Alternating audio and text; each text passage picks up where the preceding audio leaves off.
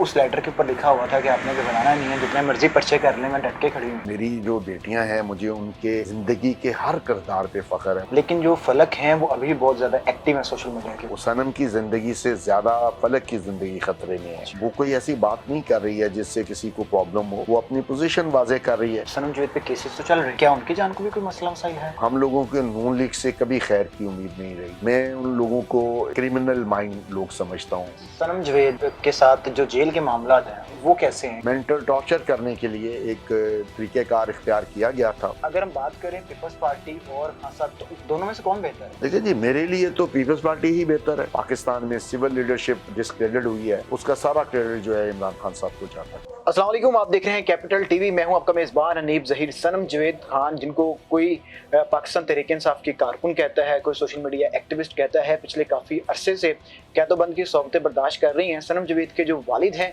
जवेद इकबाल साहब, वो मेरे साथ मौजूद हैं, इनसे बात करते हैं। अस्सलाम वालेकुम सर। वालेकुम सलाम, आप खैरियत से हैं? सर अल्हम्दुलिल्लाह मैं ठीक हूँ। अच्छा सर, पिछले कुछ दिनों से 3-4 दिनों से एक लेटर सर्कुलेट कर रहा है, कहा जा रहा है कि सनम ने जेल से आपके लिए वो लेटर लिखे हैं। वो लेटर सच है? जी, वो लेटर ट्रू है और वो जेल से नहीं लिखा गया। वो हम जब हाई कोर्ट से हमने एक रिट करके एक परमिशन ली, गवर्नमेंट से पूछा था कि उसकी 2 केसेस में ज़मानत हो गई है, अब उस पर कोई केस तो नहीं है। तो उसके बाद उसको 1271 नंबर FIR में गिरफ़्तार कर लिया, तो कोर्ट ने उसको डिस्चार्ज कर दिया। उसको फिर 366 नंबर FIR में गिरफ़्तार कर लिया। तो उस दिन हम लोग कोर्ट में ATC कोर्ट में थे और हम तवक्को कर रहे थे कि जज साहिबा वो हाई कोर्ट के जो उस ऑर्डर की रोशनी में, जिसमें IG साहब ने हाई कोर्ट को ये बताया था कि सनम के सिर्फ 2 ही मुकदमात में मतलूब थी, जो भी उसको कोई नेम्ड पर्चे नहीं है उसके ऊपर, FIR उसके ऊपर कोई भी नेम्ड नहीं है। जज साहिबा से हम ये तवक्को कर रहे थे उस दिन, क्योंकि हाई कोर्ट के ऑर्डर की रोशनी में उन्होंने एक दिन पहले जो 1271 नंबर FIR है उसमें सनम को डिस्चार्ज कर दिया था इन्वेस्टिगेशन की इस डिमांड के बावजूद कि वो उसको रिमांड पे लेना चाहते थे। तो हमें ये उम्मीद थी कि 366 में भी उसको डिस्चार्ज कर देंगे मुकदमे से, क्योंकि गवर्नमेंट की तरफ से IG साहब जो हैं वो लिख के दे चुके थे कोर्ट में, और कोर्ट ने कहा था कि मेरे पास कोई वजह नहीं है कि मैं IG साहब का जो लिखा हुआ है उस पर शक करूँ। तो इसलिए आप बेफिक्र हों, आपके ऊपर 2 ही मुकदमे हैं और आप जाके इस बेसिस पे हमारी जो है एप्लीकेशन जो थी, रेट जो थी, उसको डिस्पोज ऑफ कर दिया गया था।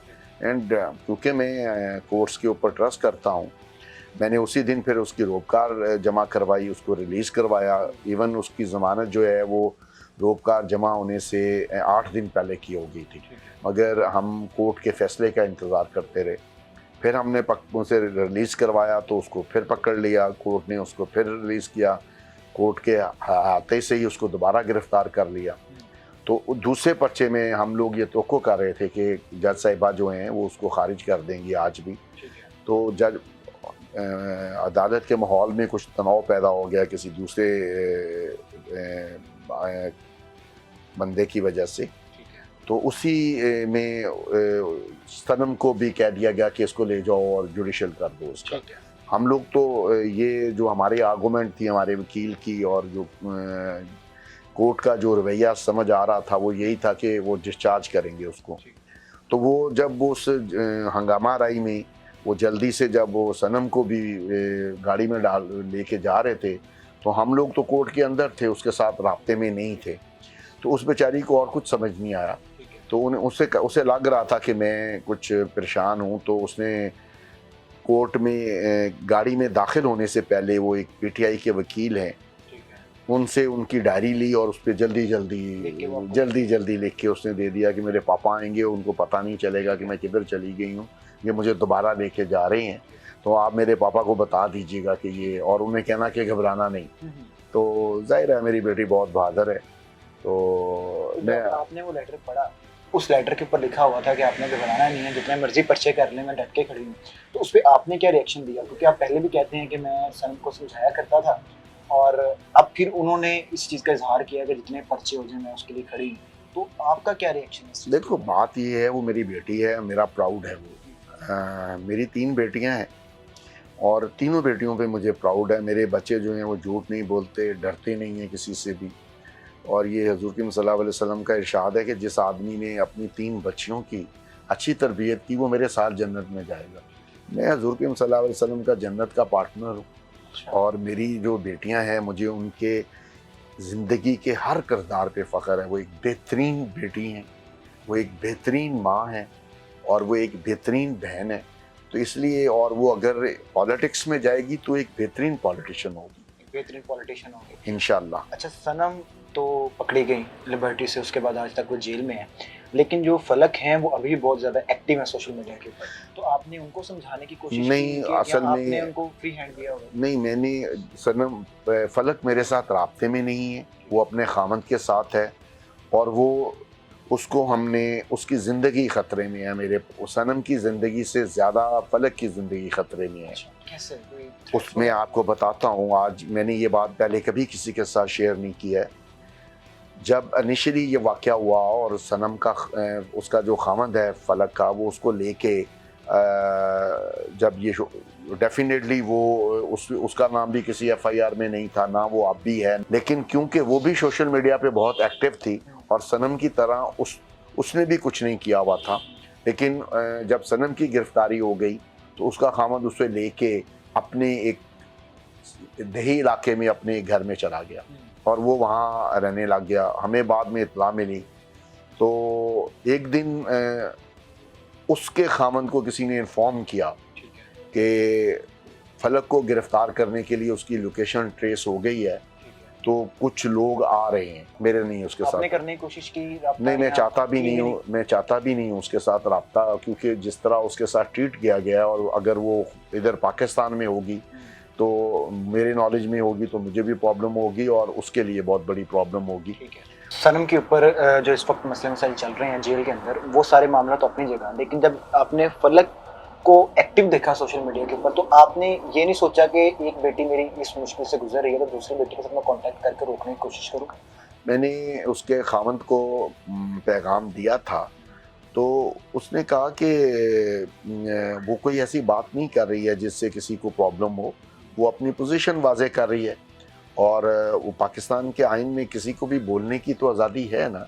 अगर वो अपना पॉइंट ऑफ व्यू रखती है और वो सोशल मीडिया पे, मैं कोई इतना बड़ा सोशल मीडिया यूज़र नहीं हूँ, मुझे कोई पता भी नहीं है कि वो क्या होता है, क्या वो स्टेटमेंट है, कैसे वो देते हैं या क्या करते हैं। लेकिन ज़ाहिर है मैंने जब मेरे इल्म में आई ये बात तो मैंने उसके खामंद को ये मैसेज भिजवाया उसके भाई के थ्रू कि उसको मना करो, वो जहाँ पर भी है वो उसको कोई ज़रूरत नहीं है अभी। ज़ाहिर है इस वक्त अदालतें जो हैं वो फंक्शन बेचारी जैसे कर रही हैं वो भी सबको नज़र आ रहा है, जैसे इंतज़ामिया फंक्शन कर रही है एक पार्टी के ख़िलाफ़ क्रैकडाउन के लिए। तो जो भी उनके सपोर्टर्स हैं उनको प्रॉब्लम्स है, ये सोचना चाहिए अब क्या कैसे चलेगा ये। अच्छा, सनम जावेद की बात करते हैं, सनम जावेद पे केसेस तो चल रहे हैं, लेकिन क्या उनकी जान को भी कोई मसला मसाइल है? जब से पीटीआई के सोशल मीडिया ने उसको मरियम और नवाज शरीफ का कंपटीटर शो कर दिया है, हम ये समझते हैं कि हम लोगों के नून लीग से कभी खैर की उम्मीद नहीं रही। मैं उन लोगों को क्रिमिनल माइंड लोग समझता हूँ, पूरी शरीफ फैमिली को। मतलब इसका एग्जाम्पल ऐसे दिया जा सकता है कि राना सनाउल्लाह जैसा क्रिमिनल आदमी जब वो पीपल्स पार्टी का हिस्सा होता था, हमें अच्छी तरह याद है कि उसने जाके बीबी के सामने बैठकर सिर्फ एक लूज टॉक की थी, बहुत गंदी बात की उसने नवाज फैमिली के बारे में, तो बीबी ने उसको पीपल्स पार्टी से निकाल दिया था। अच्छा, कि पीपल्स पार्टी से निकाले गए? जी पीपल्स पार्टी से निकाले गए हैं ये। उनको उसने मरियम और उनकी वालदा मरियमा जो हैं उनके बारे में गंदी बात की थी सफदर के रेफरेंस से। ठीक है। तो उस हवाले से जब बीबी को ये बताया गया कि ये बंदा ये बात कह रहा है तो बीबी ने कहा इसको किसने कहा कि ये इस तरह की घटिया बात करे, इसको पार्टी से निकालो। अच्छा। और पार्टी ने उसको निकाला हुआ है। ठीक है। और आज वो नून लीग का तर्जमान बन के पूरे सिनेरियो को वो कंट्रोल कर रहा है। ये जो 9 मई का वाकया है ना जी, मेरी अपनी राय है कि जो इमरान खान साहब हैं वो जितने मर्जी अहमकाना फैसले कर लें, वो ये फैसला नहीं कर सकते थे कि वो 9 मई का वाक़ये में किसी तरह का पार्ट करते। वो एक उस वक़्त वो तो इलेक्शन मांग रहा था और उसको नज़र आ रहा था कि उसकी पार्टी पॉपुलर है और वो आम इंतखाबात में अगर वो 9 मई का वाक़या ना होता तो वो लोगों के पास जाती, लोगों से अप्रोच करती, तो उसको 2018 में जो पोजीशन थी उससे बहुत बेहतर पोजीशन में उसको मिलता, क्योंकि जो बाद के जो इलेक्शन हुए हैं 16, 17, 18 इलेक्शन हुए हैं, बाई इलेक्शन, उसकी पार्टी तमाम पार्टियों के कोलिशन के बावजूद एक अच्छे मार्जिन से जीती थी और वो उसकी पार्टी के फेवर में जा रहा था। कोई भी आदमी इतना अहमक नहीं हो सकता कि उसकी पार्टी को पब्लिक सपोर्ट हासिल हुई हो और वो सारा कुछ कर रहा हो और उसके मुखालफिन के पास कोई बयानिया ना हो और उसने एक बयानिया जिसका अभी फैसला होना है कि वो ठीक था या गलत था। अगर वो इमरान खान साहब ये कहते हैं कि सैफर पाकिस्तान की खुद मुख्तारी के ख़िलाफ़ साजिश थी, अमेरिका ने मेरे आर्मी चीफ़ के बारे में गलत अल्फाज इस्तेमाल किए थे, बतौर वज़ीर आज़म मेरा इख्तियार था कि मैं लोगों को बताता कि ये है, इसका फैसला तो अब क्योंकि कोर्ट में केस चल रहा है वो करेंगे, इसके ऊपर मैं कोई कमेंट्स नहीं कर सकता। उस वक़्त जिस पीक पर पीटीआई खड़ी थी उसको किसी और बयानिए की ज़रूरत नहीं थी और जितनी बुरी पोजीशन नून लीग की पीडीएम की थी, इंक्लूडिंग पीपल्स पार्टी शामिल होने के बाद, क्योंकि पीपल्स पार्टी मेरी पार्टी जो है वो पीडीएम का हिस्सा नहीं थी। अच्छा, हम लोग people's party, that is other issue, people's party कतई तौर पे पीडीएम का हिस्सा नहीं थी। इत्तेहाद तो था ना। हाँ, बाद में पीपल्स पार्टी का पीडीएम से ज्वाइनिंग हुई, पीपल्स पार्टी पीडीएम को छोड़ चुकी हुई थी और वो उसका हिस्सा नहीं थी। However, they are the partner. Ji, yes, देखिए वो हम पीपल्स पार्टी उस रिस्पॉन्सिबिलिटी से बैकआउट नहीं कर सकती, बल्कि मैंने बतौर पीपल्स पार्टी मेंबर होने के, मुझे पीपल्स पार्टी के 16 माह का जो शराकत है पीडीएम के साथ, उससे तो जो इख्तलाफ है सो है। मुझे अपना जो चेयरमैन है बिलावल भुट्टो जरदारी, उसने जो आखिरी 2 वीक में पाकिस्तान की जो हिस्ट्री के जो बदतरीन तरमीम है आइन में, उसको जो सपोर्ट किया है, ये किसी अच्छे पॉलिटिशियन का जो है एटीट्यूड नहीं हो सकता। पीटीआई ने अमली तौर पे पीपल्स पार्टी को कोई नुकसान नहीं पहुंचाया। पीपल्स पार्टी अपनी पॉलिटिक्स कर रही है। जाहिर है जो जरदारी साहब जो हैं उन पे जो करप्शन के इल्ज़ामात लगा रहे हैं, वो इमरान खान ने शुरू नहीं किए थे। उनका शुरू करने का क्रेडिट भी नवाज शरीफ को जाता है।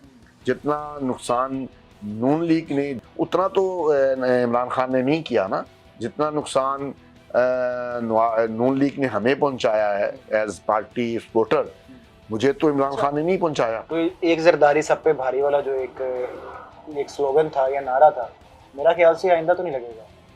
जरदारी साहब ने काफ़ी इसको इस जो नारा है इसमें काफ़ी अपना जो है लूज़ किया है। मेरी तो शदीद तरीन ख्वाहिश थी कि जरदारी साहब को मफाहमत का बादशाह कहा जाता है। उनको चाहिए, अगर उन्होंने पीपल्स पार्टी ने सीओडी किया था नवाज शरीफ के साथ, जिससे सिविल सुपरमेसी जो है वो बहाल होने जा रही थी, तो इमरान खान से क्यों बातचीत नहीं हो सकती? सनम जवेद के साथ जो जेल के मामला हैं वो कैसे हैं? क्योंकि पहले भी खबर आई थी कि औरतों को तंग करने की कोशिश की नहीं, उसमें वो अब ये है कि वो इनिशियली जाहिर है अब उसको एक इतना लंबा पीरियड हो गया है। वो पहले वाले जो जेल के पहले 15-20 दिन होते हैं ना, वो आदमी को आदत नहीं होती है, उसमें बंदा जो है वो काफ़ी अनकम्फर्टेबल फील करता है। फिर ज़ाहिर गंदा माहौल हो या अच्छा माहौल हो, बंदा मेंटली अपने आप को एडजस्ट कर लेता है। दरमियान में उनको एक मेंटल टॉर्चर करने के लिए एक तरीक़ेकार इख्तियार किया गया था। उसमें ये किया गया था कि उनके बैरक के साथ एक जो नशा करने वाली कोई बीबी पकड़ी गई थी, वो नशा करती थी। ज़ाहिर जेल में उसको नशा नहीं मिलता होगा, वो सारा दिन सोती रहती थी। रात के वक्त वो नशे की तलब में चीखती चलाती थी और वो फिर अपना जो भी है, गर्मियों के दिन थे, वो अपने बैरक से ही करके इनकी बैरक के बाहर फेंक देती थी। अगर वो जो पंखा था उससे हवा सक होती थी तो वो सारी बदबू अंदर जाती थी। वो खैर हमने उसके लिए जो भी जेल हुकाम है उनसे भी रिक्वेस्ट की, और फिर हमने वजारत जेल में जो लोग हैं एडी उनसे उनको भी कहा कि ये इशू है, शायद उस औरत की बेल शेल भी हो गई, या जितना इनको तंग करना था वो करके देख लिया गया। तो उसके बाद अब उनको कोई इशू नहीं है। वही एक तंग सी कोठरी है, उसमें 4 औरतें रहती हैं। तंग कोठरी है, 4 औरतें रहती हैं, साथ कौन है? वो चेंज होते रहते हैं चेंज पार्टनर्स, होते रहते हाँ चेंज होते रहते हैं। अभी मुझे नहीं पता, मेरा ख्याल है कि एक तो उसके साथ तैयबा राजा है, और क्योंकि सारी औरतों के नाम वगैरह मुझे नहीं मालूम है, लेकिन मेरा ख्याल है कि अब वो जेल की हद तक जो हमसे हो पाता है वो कर रहे हैं। जेल हुकाम जो है ना जी, वो उनके अपने वो जेल मैन्यूल्स के मुताबिक चल रहे हैं, उनकी तरफ से हमें कोई सुनने में ये issue भी आया था कि जो मरियम नवाज साहिब हैं वो शायद कोई डायरेक्ट उनको टारगेट कर रही हैं या डायरेक्ट कोई उनको इरिटेट करने की कोशिश कर रही हैं। वो तो जब कोई उन इसमें हकीकत है? जी बिल्कुल ऐसा है कि ये बात उनकी जब गैर कानूनी हिरासत थी चोंग में, जी। उस वक्त उससे पहले उनकी आपस में कहीं सोशल मीडिया पे बातचीत किया मरियम नवाज साहिबा की और और मरियम नवाज या वो क्या है हिना परवेज़ और उज़मा बुखारी वगैरह जो हैं, एक दूसरे को वो सोशल मीडिया पे जो भी कर रही थी। तो मुझे मेरे इल्म में आया ये सनम की गिरफ्तारी से कोई 10-12 महीने पहले। तो मैंने सनम को बुला के कहा कि मुझे ज़ाहिर है मेरे नून लीग के साथ भी अच्छे ताल्लुकात हैं, मेरे बहुत से दोस्त हैं। मैं क्योंकि तीनों पार्टीज़ की तरफ से टाउन का नाज़िम का उम्मीदवार भी था 2004-3 में, 2000 में सरदार आदल उमर के मुकाबले में। तो ज़ाहिर है मेरे पीपल्स पार्टी के साथ, जमात इस्लामी के साथ, नून लीग के साथ, सबके बहुत सारे लोगों के साथ दोस्ताना ताल्लुकात हैं। जब मुझे शिकायत की गई तो फिर मैंने सनम को कहा कि आपने जो मरियम के बारे में उसकी शादीशुदा ज़िंदगी की शुरुआत की जो बात है और उसके बच्चे की पैदाइश है, उसके बारे में जो डिस्कस किया है वो बिलो दी बेल्ट है, आपको ऐसी कोई बात नहीं करनी आपने चाहिए। समझा? जी हाँ। उसने कहा कि जी ये बार-बार इमरान खान, उस वक़्त तक हमें ये पता भी नहीं था कि सनम का कोई सनम का जब वो गिरफ़्तार हुई है उस वक़्त तक पीटीआई से अमली तौर पे कोई ताल्लुक़ नहीं था। ना वो उसकी मेंबर है, ना वो उनकी किसी एग्ज़ेक्टिव बॉडी की मेंबर है, ना वो किसी मशावरत में शामिल हो सकती थी। वो एज़ ए यूट्यूबर्स वहाँ जाती थी। इमरान खान को वो क्रिकेट के उसके जो वो क्रिकेट खेलते थे उस ज़माने से पसंद करती है, और पाकिस्तान के बहुत सारे लोग, मैं भी एज़ ए क्रिकेटर उनको पसंद करता था, लेकिन उनकी सियासत से मुझे शदीद इख्तिलाफ़ है। जितना इस वक्त पाकिस्तान में सिविल लीडरशिप डिस्क्रेडिट हुई है, उसका सारा क्रेडिट जो है इमरान खान साहब को जाता है। पार्टी का हिस्सा हैं और जो आपकी बेटियां हैं वो पीटीआई को सपोर्ट करती हैं, तो नून लीग के तो आप नाकिद हैं। अगर हम बात करें पीपल्स पार्टी और खान साहब की, तो दोनों में से कौन बेहतर है? देखिए जी, मेरे लिए तो पीपल्स पार्टी ही बेहतर है। मैं तो ज़ाहिर है पीपल्स पार्टी का 2007 से लेकर अब तक आप 2007 की भी और जरदारी की भी जो सियासत है उसके खिलाफ भी। बिल्कुल इख्तलाफ जमहूरियत का हक है, मगर मैंने कभी पार्टी डिसिप्लिन की खिलाफ वर्जी नहीं की है। और मुझे ये भी है कि जब मैं इमरान खान साहब के बारे में मेरी राय बहुत गलत थी, और ज़ाहिर है मैं भी जो टीवी प्रोपेगेंडा होता था या जो भी होता था उसके हवाले से या दोस्तों के दरमियान जब बैठता था, जो उनके बारे में मेरा दोस्तों का सर्कल जो है वो या नून लीग में था या फिर पीपीपी में था, तो ज़ाहिर है वो लोग इमरान खान साहब के बारे में गंदी राय रखते थे, और उनकी जो पर्सनल लाइफ है माजी की वो भी कोई इतनी अच्छी नहीं है। तो उस वक्त मेरा भी उनके बारे में वही राय थी।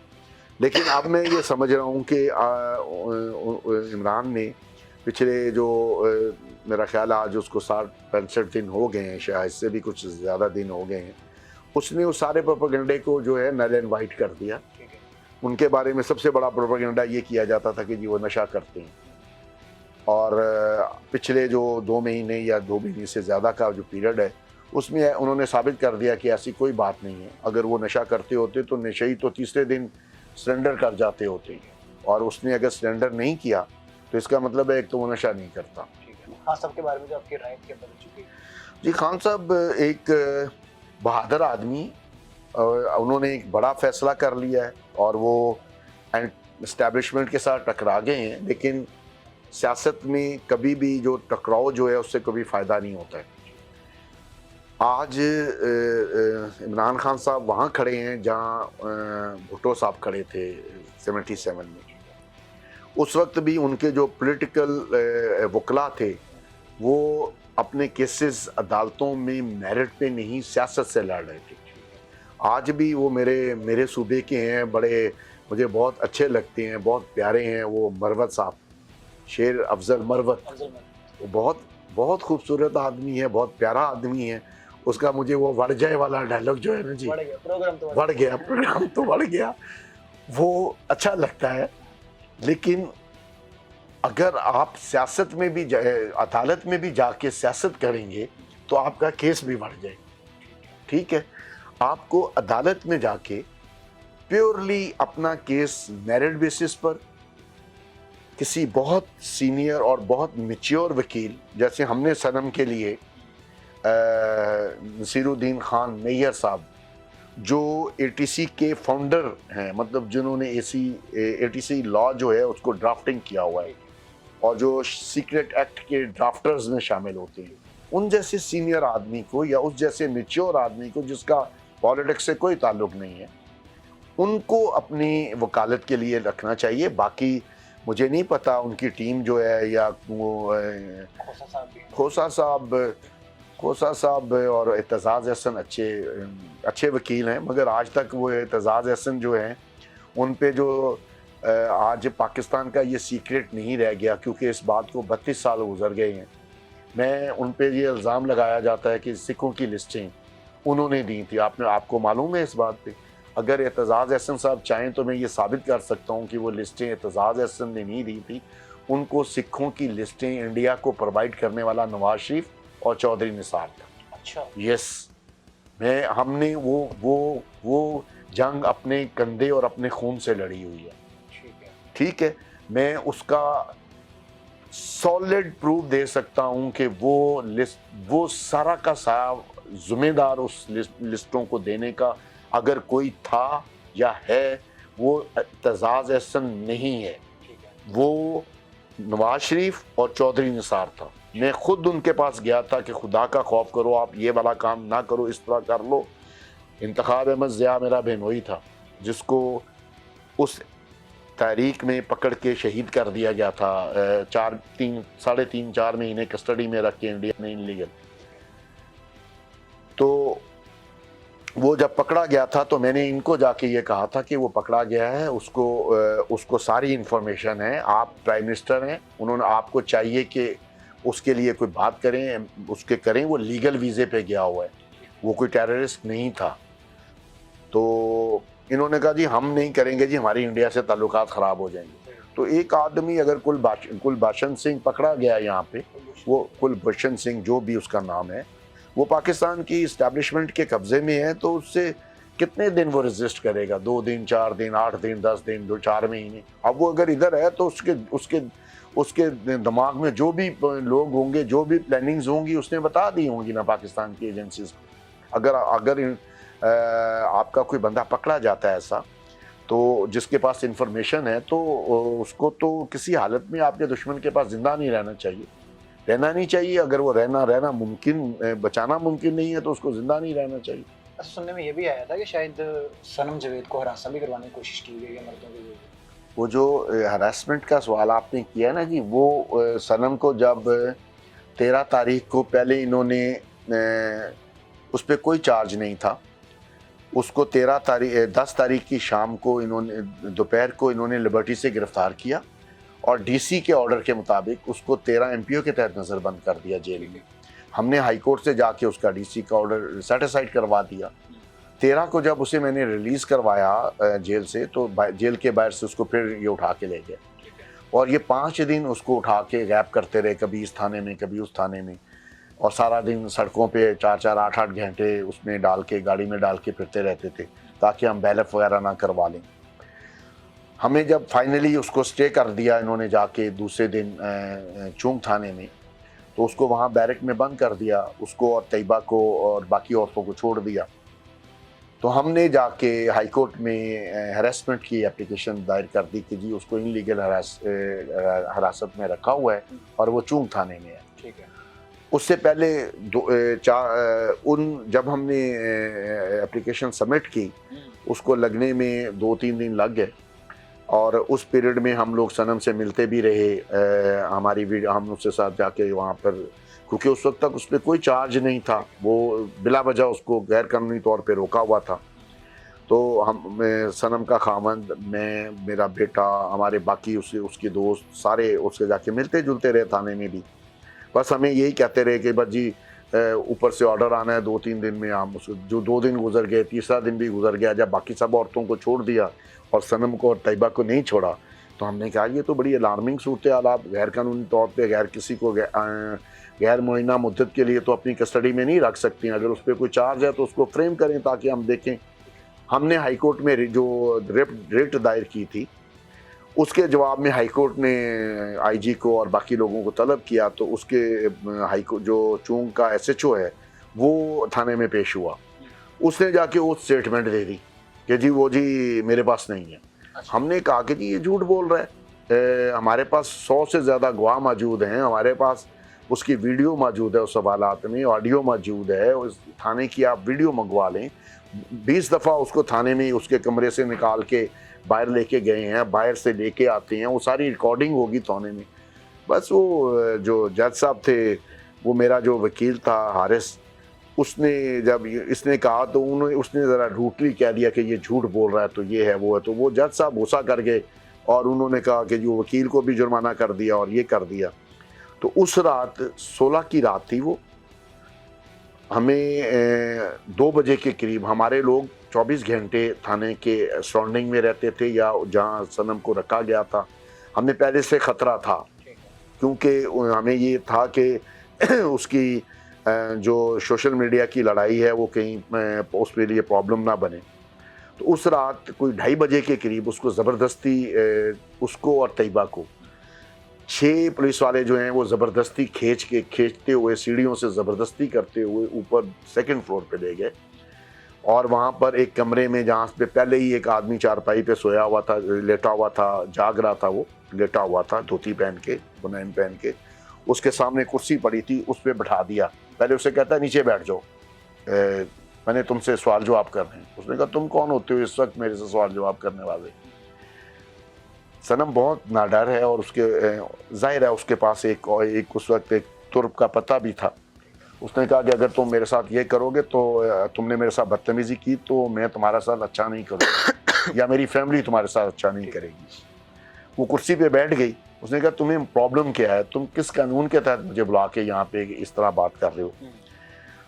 उसने कहा मुझे बीबी ने ऑर्डर किया है कि जी आपकी वीडियो बनानी।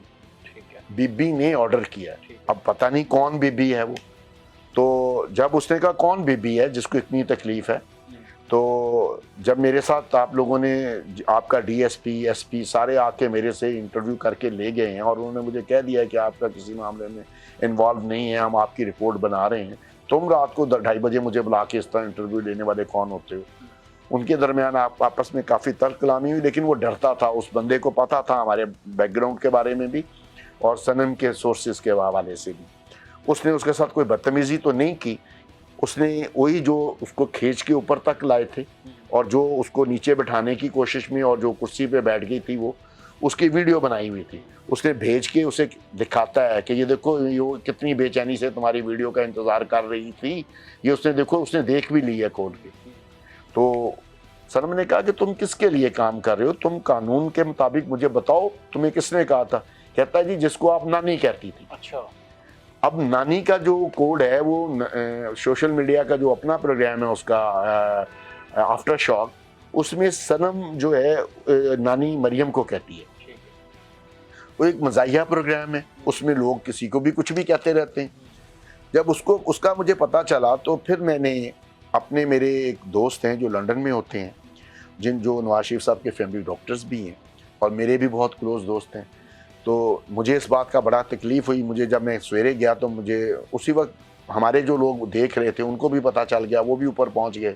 फिर उन्होंने जो बंदा लेके गया था उसने एक्सक्यूज़ देना शुरू कर दिए कि जी क्योंकि आप लोगों ने आज हाई कोर्ट में रिट की हुई थी, हमारे एसएचओ ने वहाँ पर बयान हल्फी जमा करा दिया है, हमें किसी ने ये इतला दी थी कि बैलफ आ रहा है, इसलिए हम डर के मारे इसको ले आए थे ऊपर।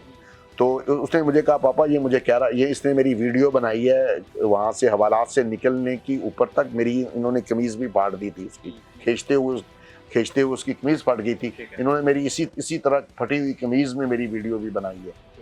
तो और ये मुझे ये कह रहा है कि जी मैंने नानी के कहने पे बनाई है। तो I called my friend doctor साहब, मैंने उनसे कहा कि मुझे नहीं मालूम, अगर ये सच है तो मियाँ साहब से कहें कि ये ठीक नहीं कर रहे हैं। उन्होंने 92 में भी हमें ब्लैकमेल करने के लिए बीबी के ख़िलाफ़ इस तरह की हरकतें की थी, हमें बिला नाजायज़ मुकदमात में मुलव्वस किया था, फिर वो ऐसी हरकतें कर रहे हैं। कि जो आपकी वाइफ हैं, सनम की वालिदा हैं, उनका भी स्टार्टिंग में 1-2 स्टेटमेंट आई थी कि हमें तो पता नहीं था हमारी बेटी मीडिया पर आकर इस तरह से बोल रही है जी, और उन्होंने इस चीज़ को गलत कहा था कि जो सनम ने किया वो गलत किया है। तो ये बात नहीं पता था आप लोगों को? जी बिल्कुल नहीं पता था। मैं तो आपको बता रहा हूँ कि सनम के गिरफ़्तार होने से 10 महीने पहले ईद कुर्बान थी, वो घर तक आई हुई थी। तो मैंने उससे पूछा कि मैंने कहा सनम आपका कोई सोशल मीडिया में नून लीग की जो लेडीज़ हैं उनके साथ कोई प्रॉब्लम चल रहा है? क्योंकि मेरे किसी दोस्त ने मुझे पॉइंट आउट किया था, मैं और मेरी मिसेज़ हम लोग सोशल मीडिया पे इतना इस एक्टिविटीज़ सनम की गिरफ्तारी से पहले देखते भी नहीं थे ना, हमें पता था कि वो अपना कोई यूट्यूब चैनल चलाती है। तो उसने कहा पापा हाँ वो मैं इमरान खान को सपोर्ट करती हूँ, और वो इमरान खान के बारे में बहुत घटिया किस्म की बातचीत कर रहे थे। तो फिर मैंने उसको याद कराया कि तुम्हारी शादी के इतने अरसे के बाद तुम्हारे भी बच्ची पैदा हो गई थी, तो उसका भी DNA करवा दो। बस इस पे उन्होंने मुझे गाली गलौज किया, मैंने उसका जवाब दिया आगे से। अगर उसको इतराज़ है इस पर तो वो या DNA करा ले या साइबर क्राइम में चली जाए। तो मैंने उसको कहा कि नहीं ये बहुत बिलो दी बेल्ट बात थी, तुम्हें ऐसी बात नहीं करनी चाहिए। तो उसने कहा वो कौन सी बिलो दी बेल्ट बातें नहीं करती है, मेरे भी उतने राइट्स हैं। तो फिर मेरी तकरीबन 10 महीने उसके साथ बोलचाल बंद रही कि पापा अगर आप हमें ऐसे ही डांट रहे हैं, उसके वालिद तो नहीं डांटते उसको, वो जो मर्जी करती फिरती है, अब्बा जी करती फिरती है। तो मैं क्या तुम मेरा प्राउड हो, मैं तुमसे ऐसी घटिया बातचीत की तो नहीं रखता। अगर एक औरत गलत काम कर रही है या जिसके बारे में ये है कि वो वीडियो बनाती है और ये करती है, क्या तुम ऐसा काम करती हो? तुम्हारे करैक्टर में तो ऐसा कोई प्रॉब्लम नहीं है। अगर उसके प्रॉब्लम है तो उसका प्रॉब्लम उसके साथ रहने दो, तुम्हें क्या ज़रूरत है उस पर करने की? नहीं उसने वो कहती मैं उसको पसंद करती हूँ, मेरा लीडर है, अगर वो मेरे लीडर के बारे में ऐसी बातें करेगी तो मैं जवाब दूँगी। ठीक है। तो उसके बाद वो मैंने उसे सख्ती से मना कर दिया। मेरा नहीं ख्याल कि उसके बाद उसने कोई बात की होगी उसके बाद, लेकिन ये है कि जब तक वो गिरफ़्तार नहीं हुई मेरे से नाराज़ रही। कि क्योंकि मैंने इमरान खान के बारे में ज़ाहिर है उसके माजी के हवाले से मेरी भी बहुत सारी रिजर्वेशन थी। मैंने कहा कि तेरा लीडर है ही ऐसा, उसकी ज़िंदगी में बहुत सारे इस तरह के ब्लैक स्पॉट्स हैं, तो इसलिए लोगों को मौका मिलता है। अगर आपकी ज़िंदगी में ब्लैक स्पॉट्स होंगे तो आप पॉलिटिक्स में जब आएंगे तो ब्लैक स्पॉट्स आपकी मिल्कियत नहीं रहते, वो लोगों की मिल्कियत होते हैं। अगर मैं पॉलिटिक्स में हूँ और मैंने कोई गलत काम किया है तो अब मैं लोगों की मिल्कियत हूँ ना, मेरी हर गलती भी जो है वो लोगों की मिल्कियत है, लोग उस पर डिस्कस करेंगे। तो मैंने उसको डांटा कि तुम्हारा जो लीडर है वो भी ये करता रहा, वो जुआ भी खेलता था, वो ये भी करता था, वो भी करता था। उसने मुझे नहीं आप मेरे लीडर को बुरा कहते हैं, मैंने आपसे बात नहीं की। वो बाप बेटे की लड़ाई थी, वो 10 माह तक चलती रही। नहीं वो 10 माह चलती नहीं रही। फिर हमारे दरमियान ये तय हो गया कि आप मेरे सामने बैठ के इमरान के बारे में कोई बात नहीं करोगे, मैं उसको नापसंद करता हूँ, और मैं आपके सामने बैठ के इमरान के बारे में, this is your political right, कि आप डेमोक्रेटिक जमहूरियत यही है कि आप जिसको पसंद करती हो उसको सपोर्ट करो, but we never discuss this topic in house. ठीक है, बस ले जी सनम जवेद के वालिद हमारे साथ मौजूद थे, आपने इनके बातें सुनी, अपनी फीडबैक से आगाह कीजिएगा। देखते रहे कैपिटल टीवी। अल्लाह हाफिज़। Don't worry, Food Panda संभाल लेगा।